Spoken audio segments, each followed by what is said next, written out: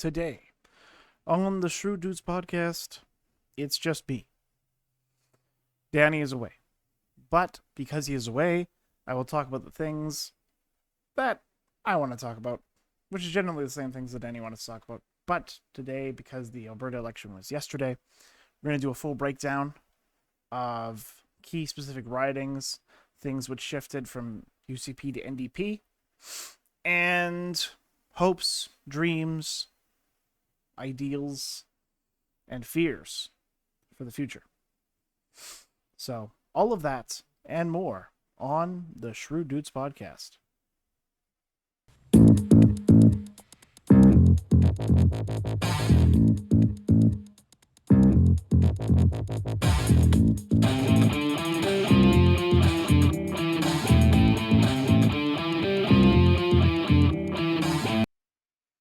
Alrighty, so this is the first time that I am live streaming solo.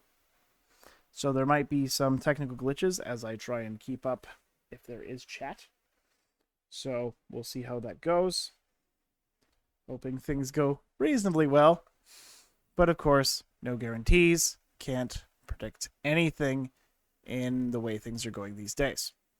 So, with that being said, as I mentioned at the start of the show, we are going to be talking. Yep, sorry. Again, these are tech issues when you have to stream by yourself and you haven't streamed by yourself in a long time or ever. So I have all of the other tech stuff mastered, but streaming is just a whole other beast. Anyways, so as I mentioned, the UCP in last night's election, they did win. They won with a final score of 48 seats to 38 seats and one quote-unquote independent. The independent is an individual who was temporarily removed from the UCP. People got very, very upset about metaphors that this individual made regarding statistics in classrooms and transgender individuals. So I thought it was a poor metaphor because it was comparing a metaphor of using transgender children in statistics and making a cookie with a little bit of poop, which I thought was poor. It was in poor taste. Like, I understand the metaphor of contaminating the sample, but it's not the best metaphor to use in the situation. So, 48 seats, whereas before, the UCP had 63. So, of course, this is a significant loss for the United Conservative Party based on what they had before. But it is still a majority, so Danielle Smith is still in control of the Alberta legislature, the Alberta Parliament, and that's at least something.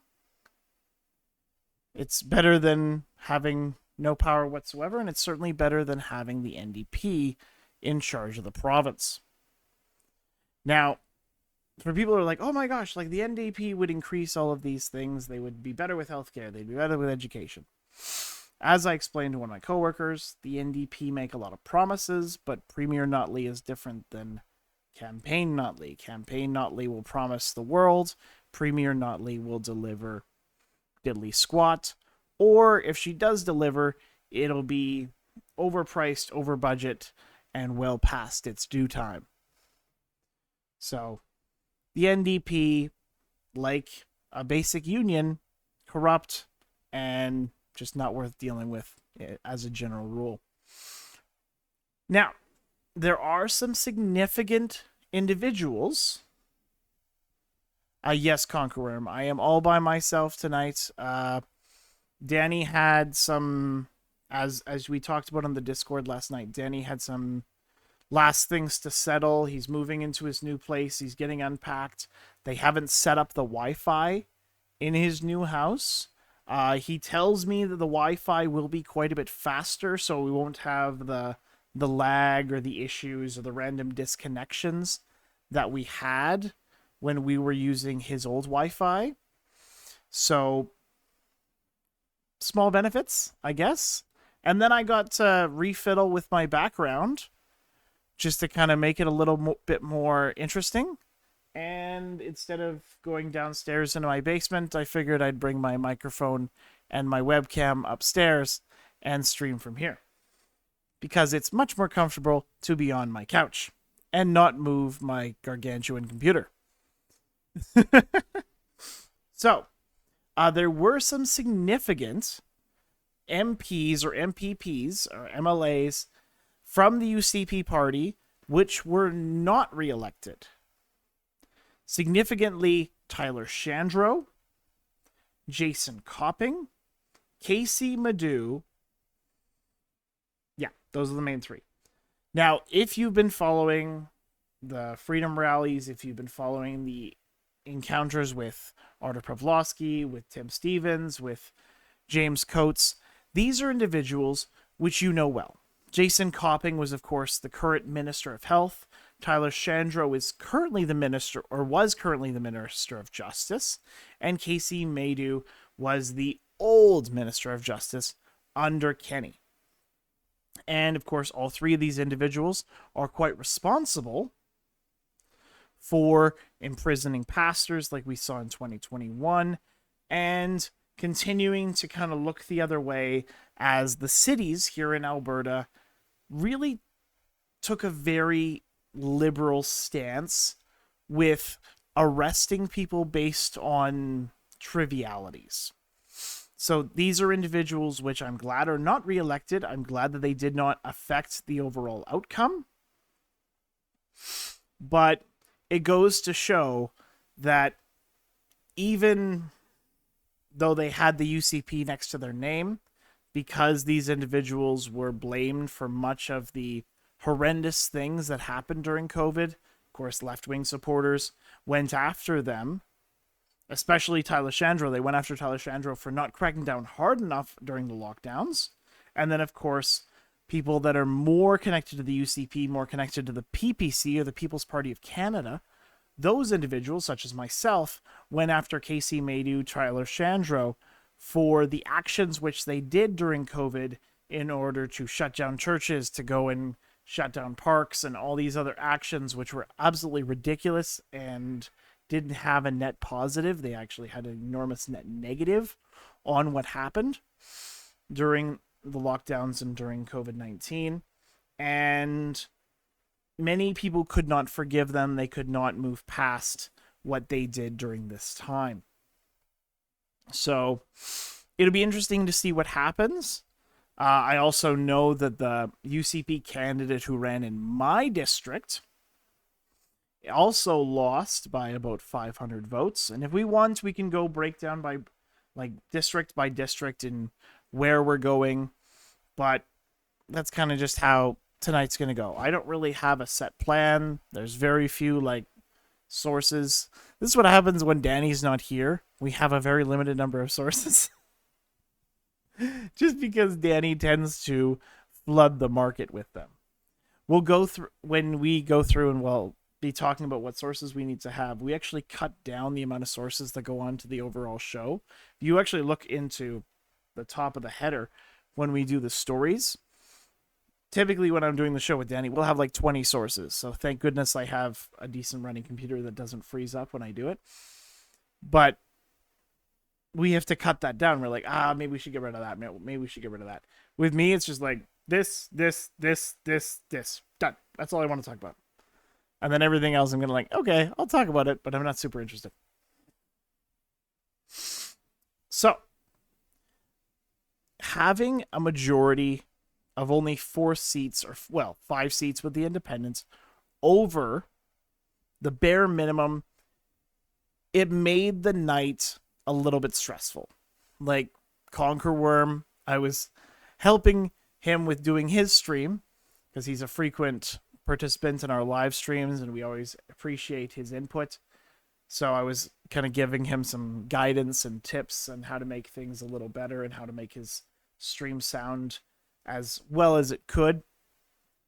And then I think he told me later that his PC overheated. Don't buy a laptop. Buy a desktop. So I was nervous quite late into the night. I didn't think that they would have a complete loss. I thought that they would just ride it out. And I thought that they would get more seats than this. I thought that they would have a little bit more than 50, but at least I'm happy with a bare minimum majority. So I'll talk first about Notley. Notley is now in her third term or third election season. She ran in 2015, she ran in 2019, she ran in 2023, and it's clearly aging her. Notley she's seeing the effects of a long time of being a public representative, of being an MLA in Alberta, and of course, being an NDP MLA in the most conservative province in the country. She is one of the most despised people in the province. And of course, for good reason. Like, if we talk about what happened during 2015 to 2019, devastating effects, the things she wanted to do during COVID, how she wanted to go door to door, basically convincing people to take the shot. Of course, that's all terrible. And I was actually surprised that she did not resign at the end of last night's loss. I thought that she would kind of bow out with grace and she would serve her constituency and then allow someone else to run.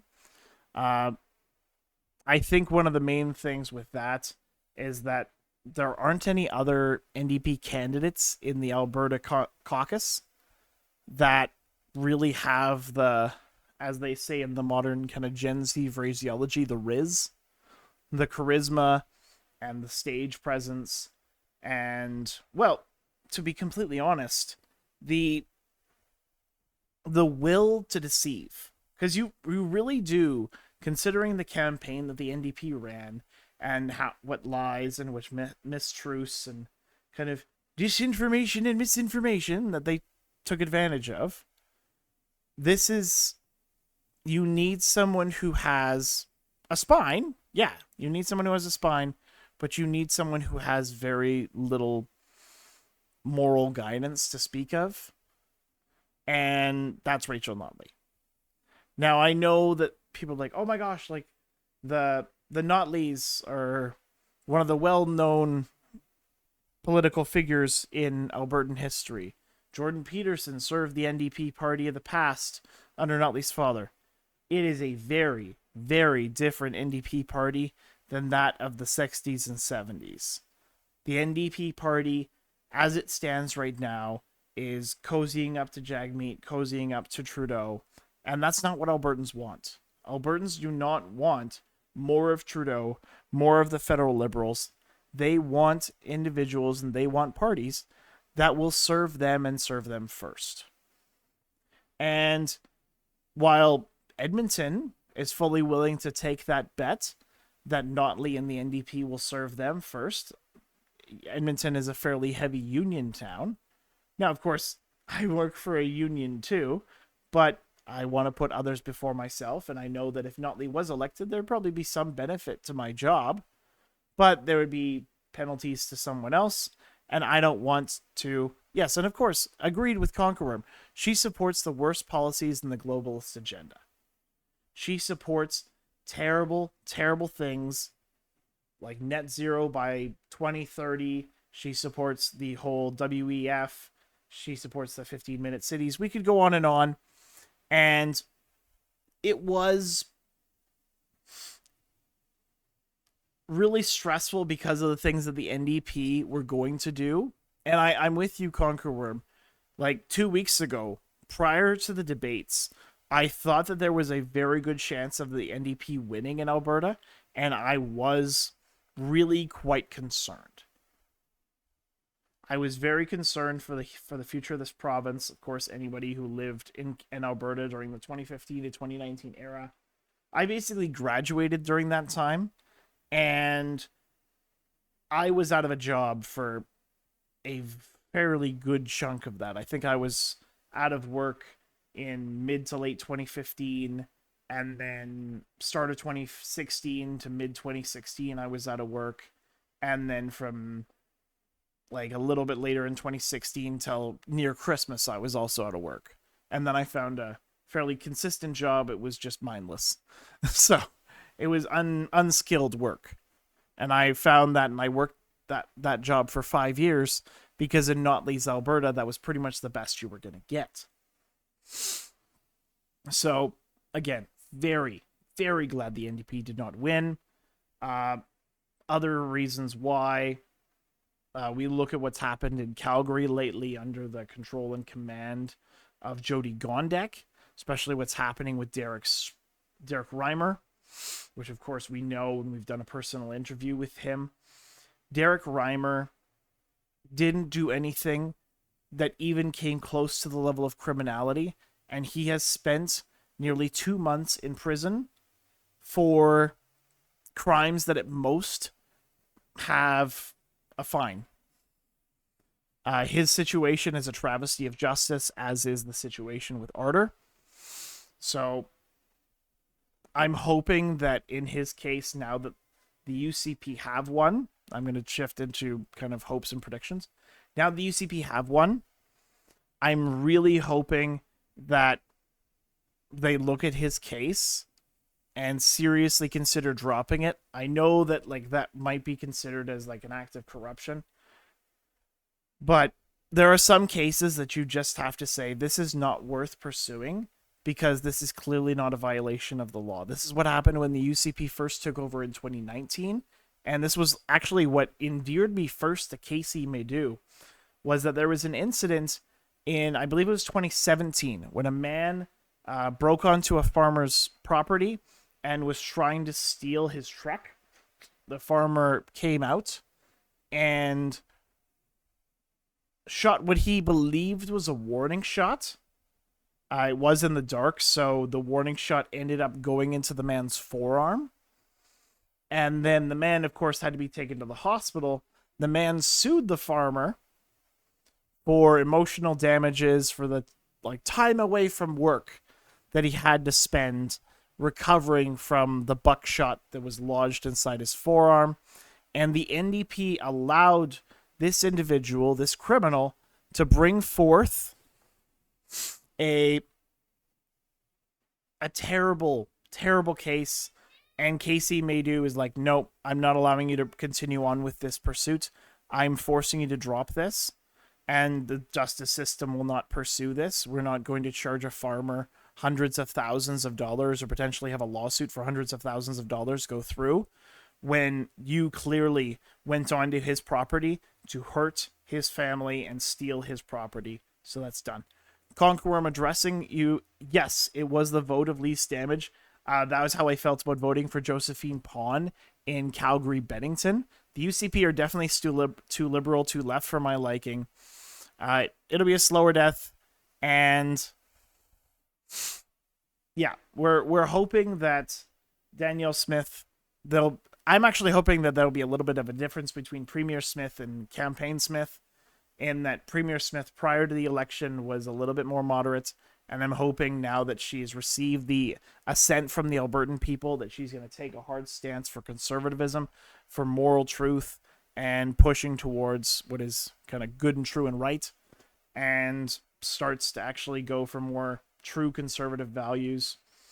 I would love it if we actually started talking in Alberta about something maybe we could do about abortion, or something we could probably do about some of these other more potent political topics that here in Canada we've sort of let go by the wayside. Now, when talking about the UCP promises, yes, like in terms of fiscal policy, even the federal conservatives are fairly fiscally conservative in that regard. Eject the progressive conservatives. The 99% of the Conservative Party of Canada, they really need to be removed from status as conservatives. And of course, if we're talking about progressive conservatives within the UCP, I think that they do need to be phased out. I've been talking actually to my coworker about this, and I don't know if I mentioned this to you on the stream yesterday, Conqueror, but the individual in my district, so I'll just quickly show the stories. So if we go into the breakdown, so seat count and full result by riding. So this is my riding here in Calgary, Bennington. UCP 9,685, NDP 10,270. So of course that is a very close riding. It's only a separation of about 600 ballots. And Josephine Pon, who was the UCP candidate, was ousted, and she was the former what is it? I'm forgetting the term for it, but the former MLA for our district, and now our district is going to be represented by an NDP member. So I'm going to actually announce this right now. I was going to talk about this with Danny, but I guess I'm doing the show solo. I am going to run in a UCP by-election to replace Josephine Pon for my district. Because I did not like Josephine Pon during COVID. She was very unresponsive when it came to concerns about what the UCP was doing during COVID. She basically blocked me off several platforms because I dared question the kind of Kenny regime and what they were doing with masks and lockdowns, and that it didn't make any sense. I reached out to, of course, several members in my district, not just MLAs. I reached out to my city councilor, Sean Chu. Sean Chu was very responsive. He and I had like an hour-long conversation. And it was funny because he didn't know a lot of this stuff. And so I was just like dropping truth bombs on him over and over again. And so it ended up being this funny conversation where he was like, I didn't know that. I'm like, that's all right. If you want to chat, I could just keep you informed, man. So, again, when it came to fiscal policy, when it came to tax policy, the UCP has promised that they will release a bill that they will not raise taxes and that they will try and reduce personal income tax. I forget exactly by how much, but of course, any reduction in taxes, as long as it's accompanied by a reduction in spending, then I'm all for it. It's problematic, of course, if you reduce taxes and don't reduce spending, because they're just going to be an increasing debt, which is, of course, what the NDP wanted to do. They wanted to have only a small increase in debt or a small increase in taxation, but they wanted to have a massive increase in the amount that we would be spending as a province. And, of course, this would be only a normal route to financial ruin. In terms of socially conservative policies, the UCP didn't run on much of a platform of socially conservative policies. They were, as you said, it was kind of like the lesser of two evils, a vote of least damage. The NDP, of course, wanted to force all schools to teach basically the same material. And my father teaches at a private school out in Airdrie. My son goes to that school. And they would be forced to abide by the agenda of the NDP government. And because the private school has fairly strong, like, religious Christian values, then the school would likely be forced out of business or they'd be fined.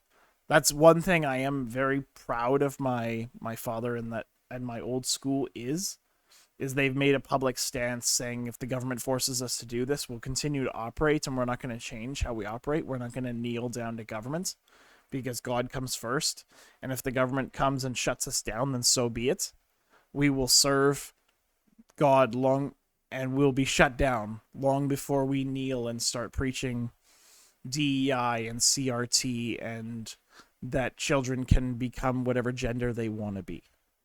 So this is, of course, a good move, but I wish that they would go further. I know that Danielle Smith was like, oh, I want to be emulating the freedom of Ron DeSantis. I want to be emulating his policies in some matters. I really wish that she would go and follow his roles in other races, especially considering around sexual education, drag queen story hour, And of course, in the realm of abortion, I know that, of course, in Canada, Canada has a federal abortion mandate and a federal abortion guideline, so there's nothing that he can really do about that. Or she can do about that, sorry, that Danielle Smith can do about that.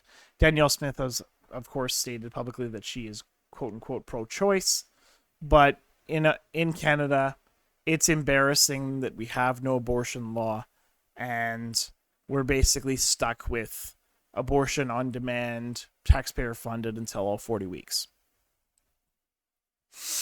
So, in terms of other policies, talking about the Sovereignty Act, we've mentioned this before in the past.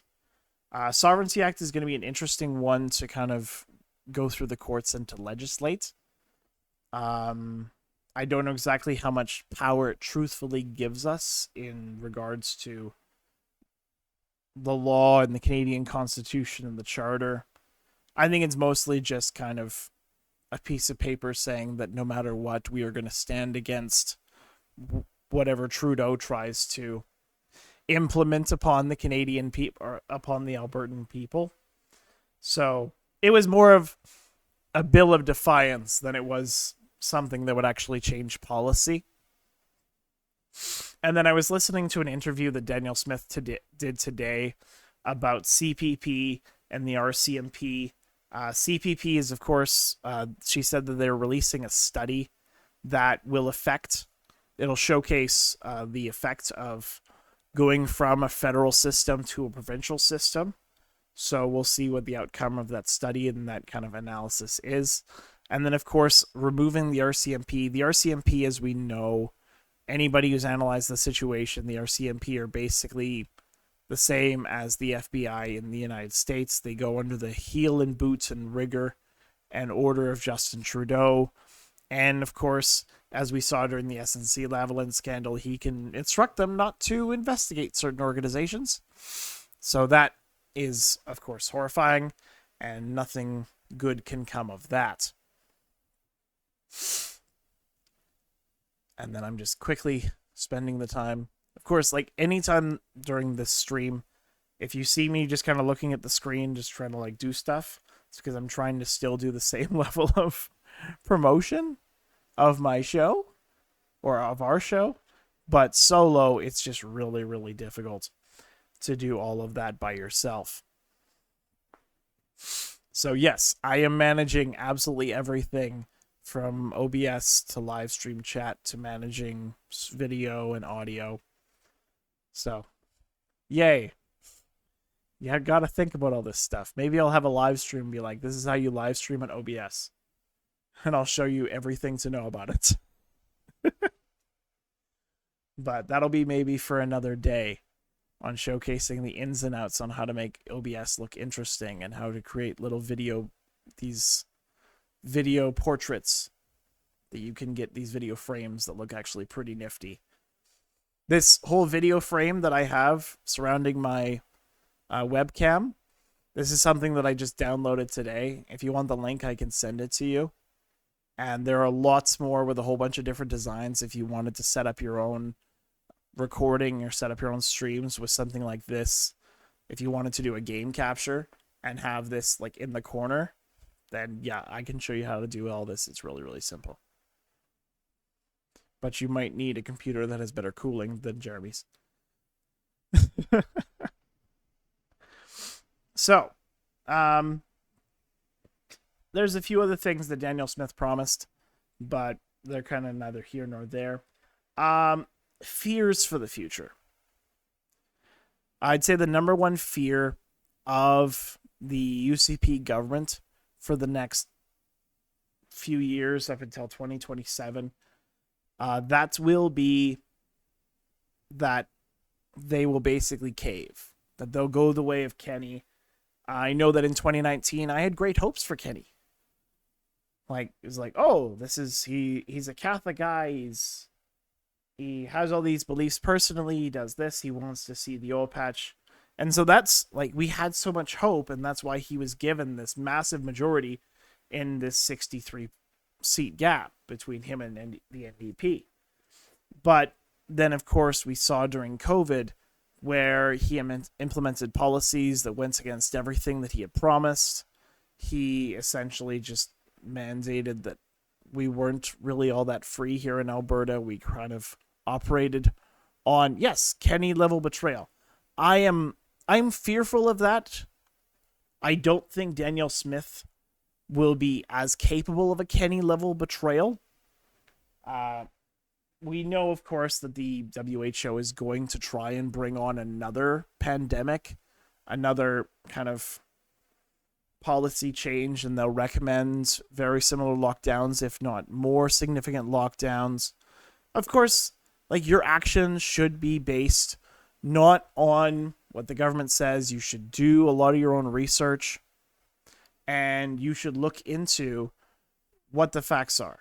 People were saying very on, it's like, oh my gosh, like COVID's the worst thing ever. No. Even very early on, COVID was barely any worse than the flu, and yet the Canadian government and the UCP here acted as though it was the end of the world, and the mantra across the planet, at least in 2020, was if it saves one life. And of course, this action of it, if it only saves one life, killed hundreds of thousands, if not millions, in North America, and then hundreds of millions around the world due to the inability or the immense slowing of aid and other resources to go to the third world. Hundreds of millions were put into extreme starvation because of COVID policies in Africa. So this is all stuff which we want to be really tentative about, really concerned about. Smith, she talks a good game in that regard. Like, when you talk to her early on, she's like, yeah, I'm not a WEF puppet. I think the WEF is trying to destroy the world. You're like, oh, okay, all right. She's like, oh yeah, everything we did during COVID was evil. The unvaccinated, they were the most discriminated against group. I'm like, oh, okay, yeah. Like, in the modern era, sure, 100%. And like, she was saying these things, and so it was thing after thing after thing. And I'm like, oh, that's very true. I like that. That's very true. I like that. And I was talking about like privatization of healthcare. And I'm like, actually, we kind of need a privatization of healthcare, considering how bad healthcare is here in Canada, and the fact that euthanasia made due to the federal government's intervention is now the fastest rising cause of death, because they're essentially giving under the table encouragement for healthcare providers to encourage euthanasia, because of course it's cheaper. You can get away with giving someone a lethal dose of a drug instead of saying, well, we'll care for you for an extra 5 years, or we'll do such and such else for you, because here in Canada, we're never going to actually go through major treatment for someone because the system just can't afford it. And in a socialized system, you're not a person, you're an expense sheet. That's what patients are, expense sheets. If they become too expensive, like my aunt did, then, oh yeah, well, we'll make your death comfortable. She was 56, and she was told by AHS, we will make your death comfortable. That's monstrous behavior. But that's what happened during COVID. That's what happens in socialized medicine when things become too difficult.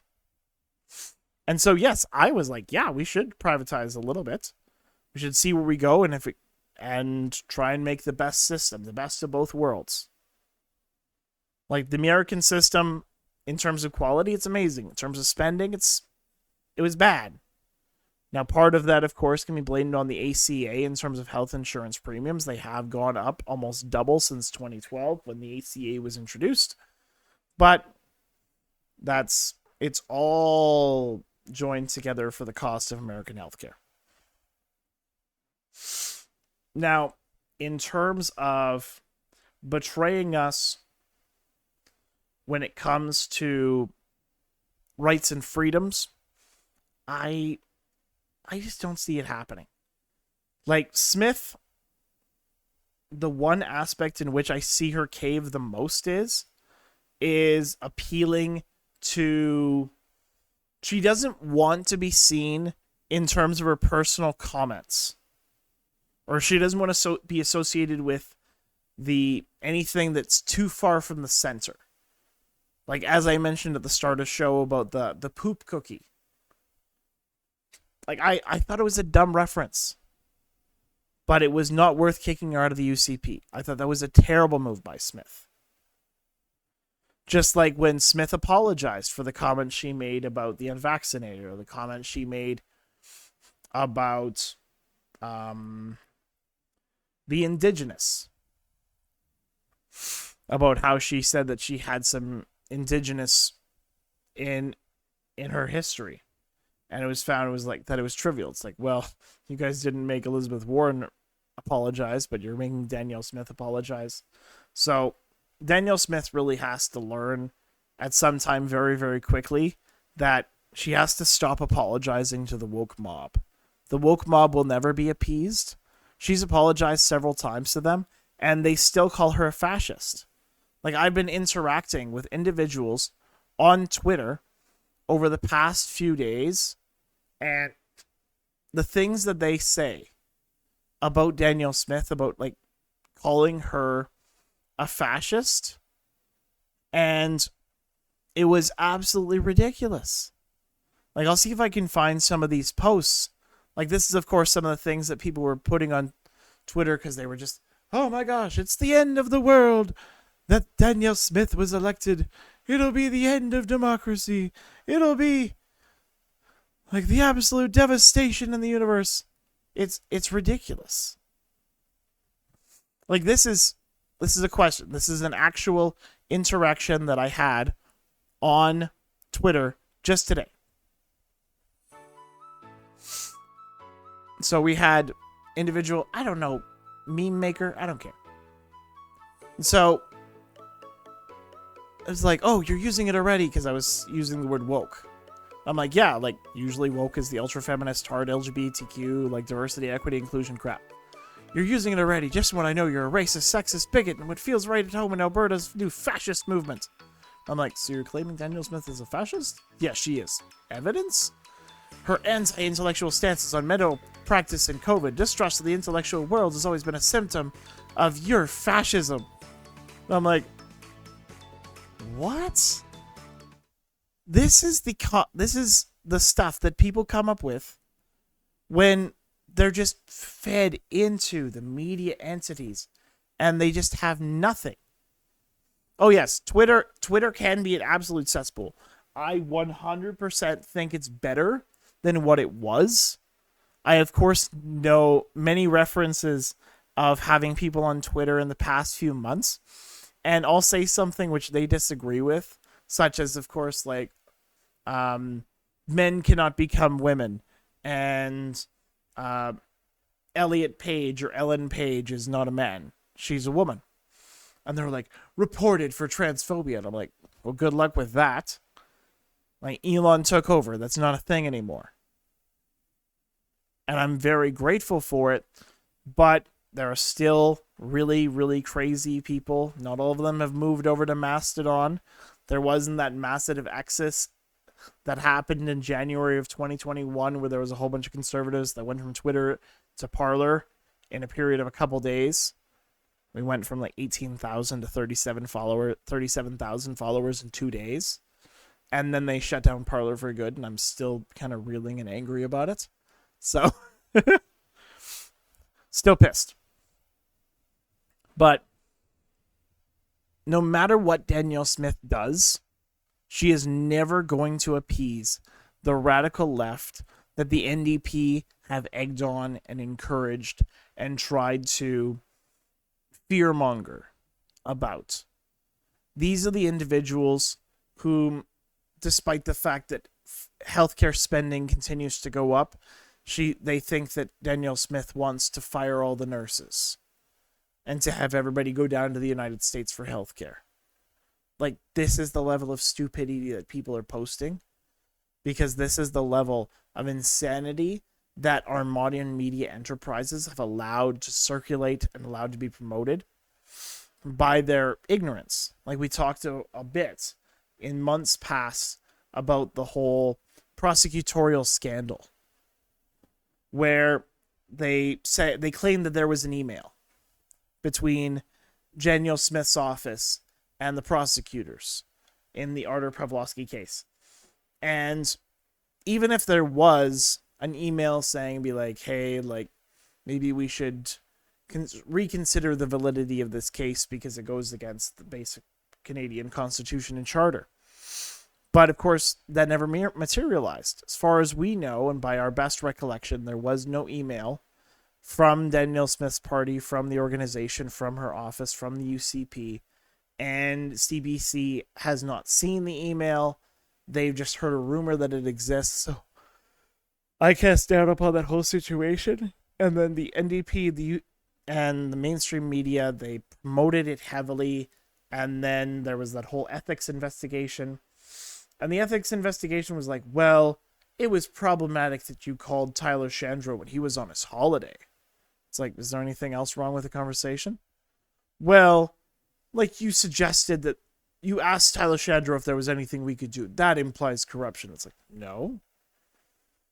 Why wouldn't you ask the justice minister in a situation which you think is headed south, a situation which you believe with all your heart is corrupt, which is actually the case with the prosecution of Artur in that situation?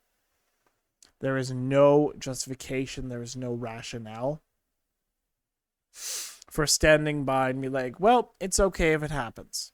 Now, of course, as I stated on Thursday, I don't agree with Artur's response. Artur is basically seeing the NDP and the UCP as the same, and I don't see that in any way. I think it's entirely disingenuous, and it's trying to seek some form of vengeance because she couldn't pull his butt out of the fire, or else she would be seen as a tin pot dictator saving her desired groups from prosecution and allowing prosecution against others. It wasn't a possibility. And I wish, of course, that the courts here and the justice system here in Alberta weren't corrupt, but unfortunately we know they are.